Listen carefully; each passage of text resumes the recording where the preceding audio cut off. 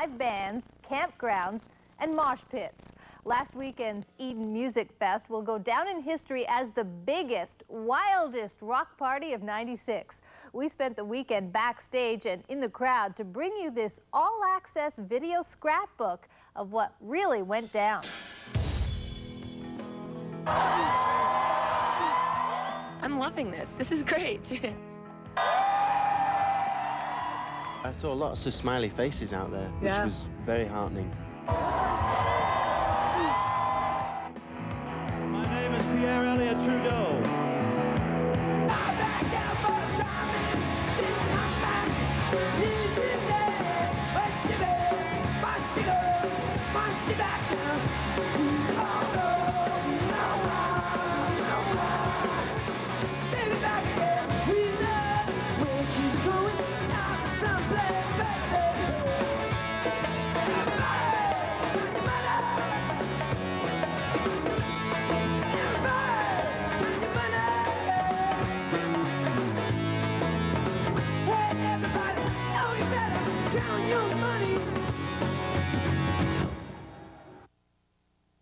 We've been planning the event for over 9 months now. I'm supplying all the water out here. Right now we're planning on about 300,000 gallons. We're gonna have rain tents in here and everything too, so if people want to cool off, they can just walk through a tent and it'd be just like a mist.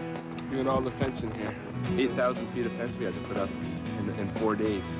We have 2 security companies on board, totaling 700 security that will be on site for the event.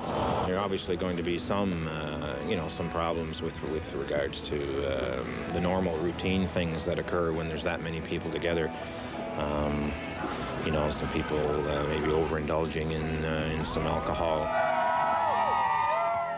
Even though we advertised no illegal drugs to be brought into the campsite, it's no secret that it has an association with rock and roll. All right. You know, there's a lot of smack out there, man. We're involved in patrolling the inner perimeter of the park and the outside of the park. You don't have a siren anywhere? No siren, got a bell. The camping area to our left is called the Adam and Eve camping area. It's one of the prime camping areas that we have out here at Mossport. I got a big raincoat on top of my tent for a flag, so you just look for the yellow raincoat.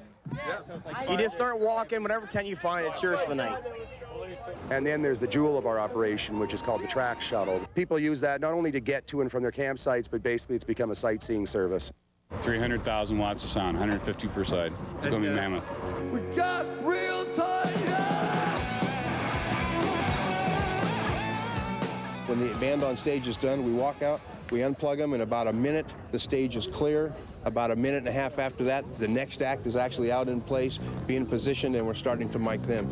You've got Tragically Hip, Kurth, Nixon, Bush, I think the Pyromaniacs, and a whole slew of other names that elude me.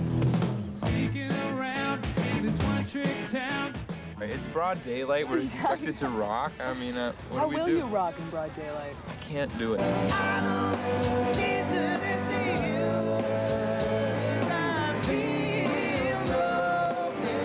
It's cool that it's integrating Canadian acts and international acts.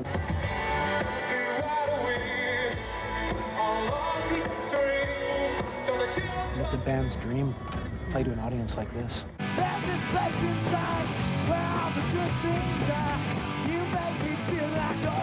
The front, we have the hardcore fans, probably about 40, 50 deep, who are just like singing all the words, and you got the frat boys moshing, and then you got the older fans who are singing all the words behind them. So it's like a great big rock and roll sandwich.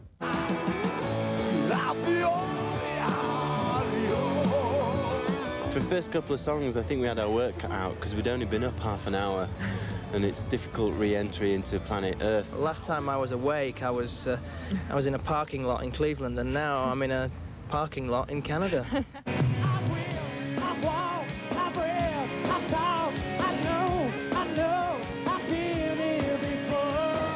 We started selling a lot of records kind of like after we played Canada here, and so we thought it'd be a good idea just as a one-off kind of thing. If anywhere, Canada, because people didn't really get a chance to see us in a big venue.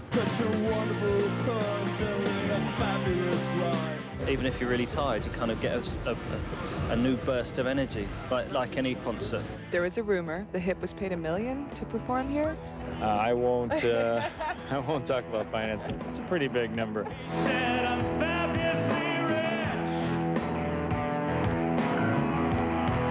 Come on, just let's go. Festival organizers say the event was so successful, we'll be going back to the Garden of Eden for many years to come. Okay, time to test your EQ. Earlier, we met Michael J. Fox's real-life sister.